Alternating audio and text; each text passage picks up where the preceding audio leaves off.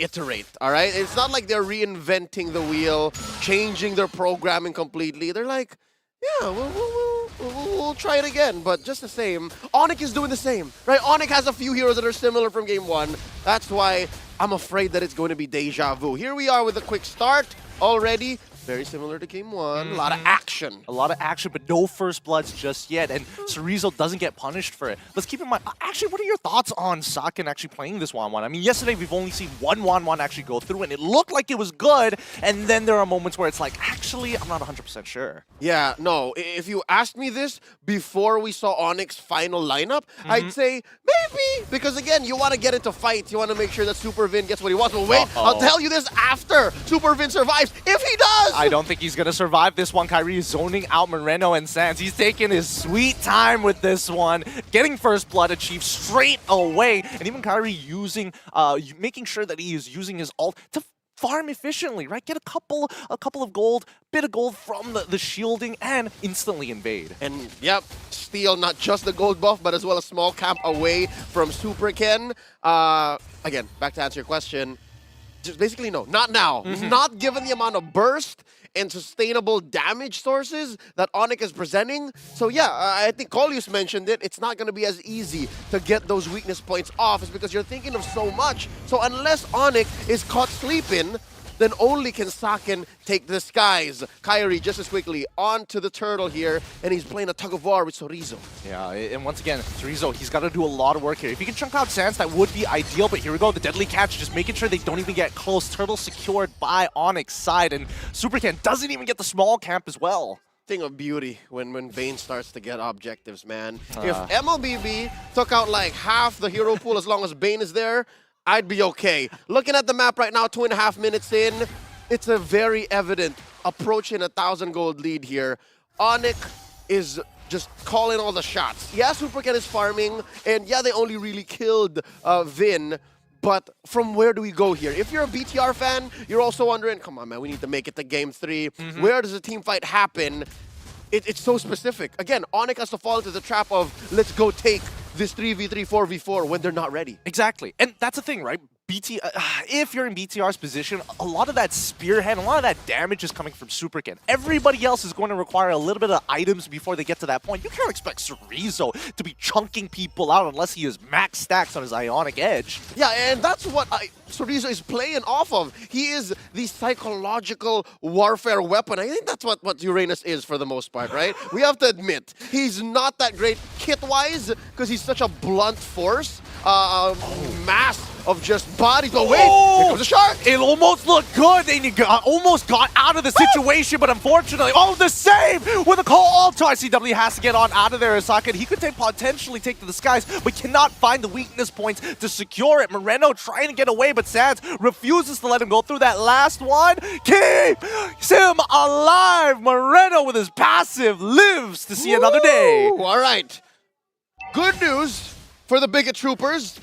That was but a taste of what BIGETRON Alpha's winning image looks like, right? You want to be able to pop a cult altar when all of ONIC's ult have been spent, and if only ONIC wasn't ahead, if only ONIC didn't have 1 or 2 more items at that time, then maybe BTR would have taken a body or 2. But just the same, ONIC can respect that. ONIC also learned from game 1. Even if they won, folks, you still take notes from what your opponent wants to do. And now, with the second turtle of game 2, Superkin and Saken up. Whoa! Whoa! He managed just to pull it off as Super Vin is able to flicker out of there to disengage. He is running towards Moreno's side just in case, but Cerezo in trouble. Boots flickering forward. Can he make it? He captures up to him. Cerezo still alive, regenerating just enough health. Living on the edge. He's living on the edge, but let's not pretend like that just happened. Superken stole a turtle from underneath Kyrie's crab face. Oh, it's disgusting. It's disgusting, but now they're trying to punish Bane. Boots here. The Thorn Rose looks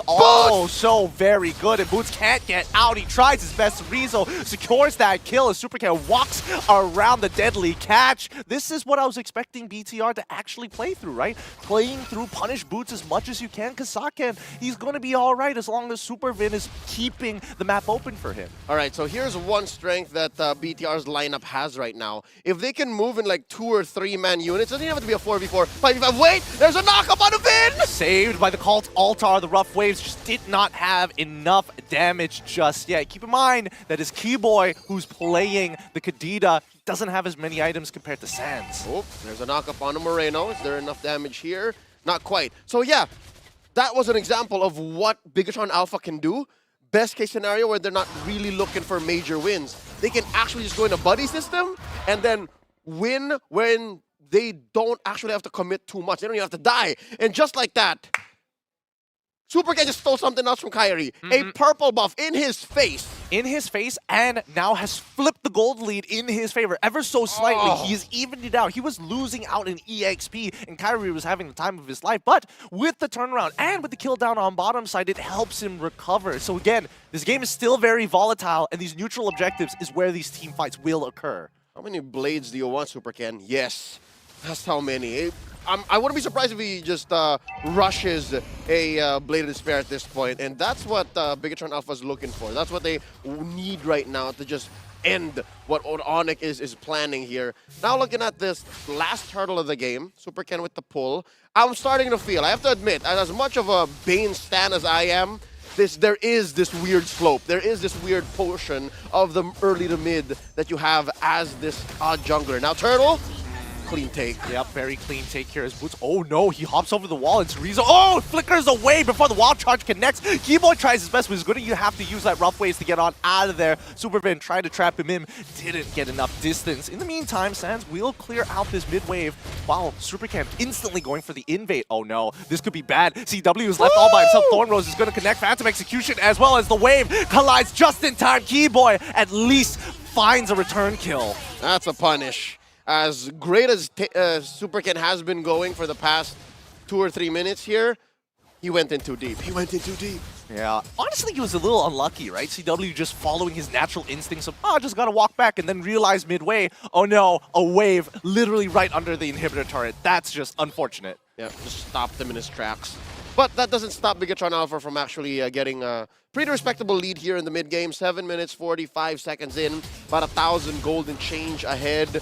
What's the game plan for ONIC, you're wondering? What does ONIC do? Well, punish and find a way to get back on top, get back in the lead. That's where Bane is best. That's where this lineup is best. When you're the one who's always calling the shots, when you're overloading your opponents, when you look Moreno in the eyes and say, your cult altar means nothing to me, that's the best case scenario for ONIC. Well, I mean, to be fair, they are stealing Moreno's a large majority of the time. Like, Sans is making sure that he's able to kind of protect everybody else in case things go south with the call altar. In the meantime, Cerezo starting to become a problem. He's starting to scale, he's getting his items, and he is getting pressure on the bottom side of the map. Yep, and as foretold, SuperKen here sitting on top of the gold leaderboards, approaching the 6,000 gold mark. Homie's already built his Blade of Despair. Now Boots looking for one! Prism Strike is already good, but now he's trying to get on out of there. Oh, the call altar saves his life as Moreno put down very, very low. They're going to recall as the upcoming Lord coming up in 6 seconds. How do you spell clutch? S-A-N-Z. That was a close call for good guy Boots, but his teammate says not today. Lord's Dance about to begin here. Keyboy first on the scene. I'm wondering, as far as I'm concerned, with the 2K gold lead here and how well SuperKen has been playing, this Lord belongs to BTR. I mean, we say that. Wild Charge comes in straight away onto good guy Boots. As Keyboy unable to get back into the wards that fight here. I'm not seeing the deadly catch coming out in time, but call altar. Oh! Keyboy able to get on out of there. Picks up the kill on Moreno. It's Rezo is able to find the kill back. Deadly catch, but 50-50. It falls into the hands of Kyrie. A level down on SuperKen. Sans still healthy, and he's looking for kills. Moreno is going to deter them, but this mid-tier 1 will fall into the hands of ONIC. And look at that! It's Kyrie's turn! Sweet vengeance! Not the battle spell nor the skill on Arlet, but the fact that he stole the purple this time around! That'll fix the equilibrium, that'll fix their economy! We'll have to see in a little bit. This is a relatively low kill count game as we approach the 10th minute, 4-4. We're hoping to see that ONIC actually builds up that lead. Malefic Roar purchase on towards CW side is going to help him a lot, especially when he's up against Supervid or even Cerezo, who's been cutting for this poor marksman, honestly. Yep, as they should. I think that's just the right thing to do. Because it's CW. Wait, Moreno. He was so close. He was so close. And CW doesn't get the shot off in time. Good coverage from Supervin and Cerezo. All right. ONIC is now living on the other half of the map. I wonder if they're aware. Nope, that's it. SuperKen did it. He's gonna take that turret down bottom. There's enough of a wave there. But just the same, ONIC has made a 6K gold lead out of that Lord advantage. So now they're just looking at, what, 2,000, maybe less ahead of BTR. Yeah. So there's a good rally. There's a solid rally again. 11 minutes in. Yeah, honestly, I did think that SuperCam probably could have pushed out that that tier 2 if he wanted to, but he knows, right? He knows that the entire camps are on the bottom side of the map is already gone, so it's not worth putting yourself at risk. Any more seconds until the next upcoming lore comes out, and Cerezo is in a position. Oh, hey, Keyboy, you want to waste your abilities on me? Stand back. Uranus is here. Keyboy. All right, not enough stacks on Cerezo just yet. Cerezo, by the way, rocking that common emblem and not a single book in sight. Ain't no enchanted talisman here. But I wonder if Keyboy knows where Super Vin is. This is dangerous. It is extremely dangerous. We do see the Endless Battle purchase from Super Ken's side, so every time he uses an ability, his auto attacks is going to deal significant damage as Moreno picks up the favor. Oh, nope, switches back to die hit. Thank goodness. Okay, all right, he's looking to finish off targets. I can imagine a world wherein maybe favor works, but in this situation, yeah, you need more damage. You need more output. You need to make sure Super Ken can finish the job when you get to it. And there's a knockup! They find it onto Keyboy's side. He didn't have enough time to channel the rough waves, and now ONIC is forced backwards 21 seconds until the Lord spawns. Not an atom of hesitation in the fiber of Super Vin. He saw the shadow of a Kadira. That's it. Right there. We're taking him. Poor Keyboy. Like, he was playing phenomenally in game number 1. Game number 2, he is just not finding that space in BIGETRON Alpha. They're starting to find their groove here. All right. So with that groove, they can take a two-step plan. Close the gap and then take this Lord. And it looks like it's all coming down to this small area. This funnel! Oh, the funnel's not good! As Boots has already found one! The call altar as well as Keyboy is able to get off a great rough wave. Socket forced to use that Winds of Nature to keep himself alive, but he makes it out of there in time. ONIC, when you think it's about, no, it's not over for them, they are still able to secure these neutrals. Yep, but mind you, Lord is on BTR's side, but just the same, ONIC has amazing wave clear. And BTR know that, so they need to clear out as much of the incoming waves and push away ONIC so that they can make the most of this Luminous Lord marching down through bottom. This could have been so much worse for BTR, by the way. Kyrie missed on that Crab Claw Cannon, and that could have taken down 2. Only if it was a closer range. And I think BTR played that to a T. It was an immaculate escape, and now they're going to be able to regroup and then come back and maybe even make a play for an inhibitor. At least the 2 outer turrets should go down. Yeah, but again, it's just so surprising. I did mess up saying securing the neutral objective. What I wanted to say was ONIC is just so combat aware around the neutrals, right? Despite the fact that they didn't get the Lord itself, the fact that they are making sure they are blowing resources, and more importantly so, finding these key picks on towards BIGETRON's side, you got to be real careful. Yep, they are an artist in the way of the turn. ONIC turned on BTR. Now Lord's gonna crash on through bottom lane. There's a jump! While charge on towards Boots' side, he's able to get it out in time as Super Vin is put down to 1% of his HP. Good damage on the inhibitor turret, but it doesn't really matter at the end of the day. BIGETRON Alpha, know that this is gonna be a long one. There's no way to push momentum when you don't have the gold on your side. All right. So speaking of gold, you're looking at deadlock. Barely 500, 600 between these two top-tier global teams. It's amazing that we're all seeing this right now in the heart of Jakarta. And there's Keyboy coming in. Super Ken just got knocked out. He just got full comboed, and now Boots is in trouble as the crossbow attack can be popped, but Sakin is not going to take it. He's going to peel backwards. So Cerezo and Vin can only do so much to keep him alive. And even Moreno waiting for the right time. The deadly catch is going to isolate them, and it's going to be Super Vin who pays the price. The Super Bros have fallen. The Super Bros have fallen. It's 30 seconds. And, all right, 40 seconds until the next Lord. But just the same, I think ONIC will just push. ONIC's going to have their way with this inhibitor coming in with another wave because they need the help from Vin and Super Ken to clear. And if not, there's way too much damage from ONIC. So yeah, they're going to lose these buffs. and then the next Lord's going to be much, much harder. It's going to be significantly harder, as a matter of fact. I mean, ONIC just piped down on the Super Bros, and they can't really do much, especially when they get zoned out like that. So I think BIGETRON just got to be a little bit careful with the way that they pull back. It's either you pull back together, because as soon as one guy breaks off, ONIC is going to just jump on you. Yep, so that's one thing that these two lineups have in common. As soon as they see one straggler, somebody who's just uncharacteristically courageous to check a bush, it's over, even if you're a super bro, all right? Super bros are not immune to the folly of man that is to face check into a bush. That's against a team that has, what, a Bane, a Kadira, and even a Daira. Something to note, though, Saken has taken to the skies how many times this game? Not at all, in Right? matter of fact, right? We haven't seen him do that yet. Yeah, I think he's waiting for the... Yup, there we go. The Malefic Roar, he's finished it up, and now he is pretty much fully built at this point. And now Boots in trouble, ends up dying. Saken has such relevant damage as Keyboy looks for the kill out to Super Ken. The Thorn Rose to save his life, and Keyboy in trouble. Wait, that Phantom Execution did not connect as Kyrie is now sitting on top of the objective, secures it for himself, ends up dying, but Cerezo chasing them down, making sure that they are slow enough. Saken unable to close the distance fast enough to get the crossbow of Tang. In the meantime, we do see the solo kill from Super Ken onto Keyboy, finally getting his revenge. Is that not a disaster?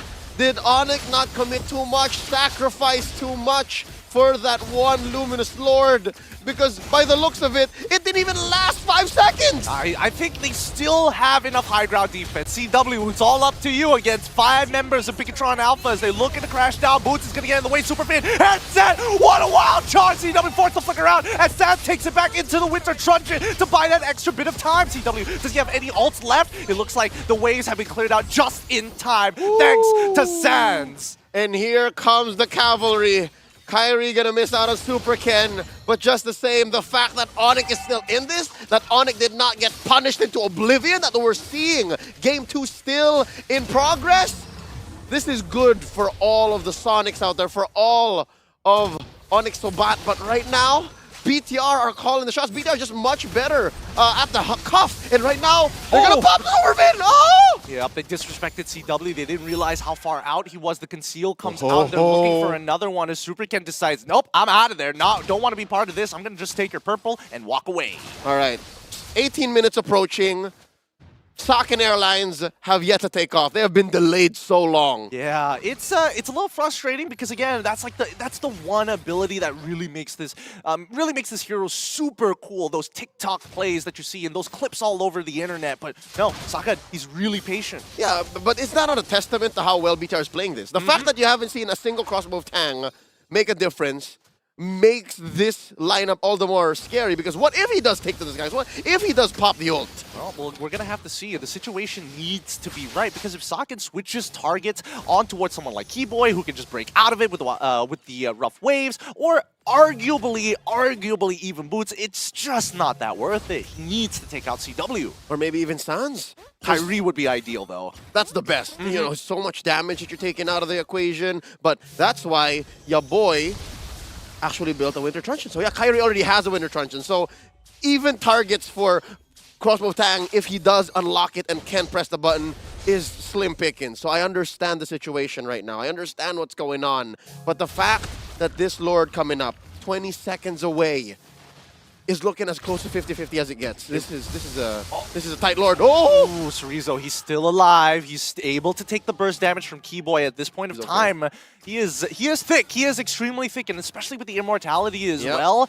ONIC, they're just gonna have to break it at some point. He's thick with 4 Cs. All right, so step number 1, secure your purple. Good. I'm wondering Super Ken has his, or if they're gonna wait to give the orange to Saken, and then they can start to make a play for gets the Lord! Boots still alive, and Super Ken on the run! Winter Truncheon to buy a bit of time. Thorn Rose as well, but the kill falls into the hands of Gilad Sans. That was an almost perfect play for ONIC. Despite everything presented by BIGETRON Alpha, they had the check for everything. And with that, they not only walked away with an evolved Lord with a passive that deals so much more damage, might make nothing out of the Cult Altar, but as well killed Super Ken. This is going to be a difficult defense. It really is. And ONIC, they just know how to just zone them out. And so far, Sans has already gotten some good work in. Wild Charge already being used. Mid inhibitor is already down. They're losing members, and unfortunately, Sakin cannot stand up forward. The Wild Charge comes back. The call all trying to keep him alive, but it's too late. The Deadly Catch does too much damage, and it's a killing spree. Moreno finds one. They're clumped together, but the Lord is too big, too strong. ONIC Peak is back. GG, well played. What time is it? It's ONIC time. 2-0.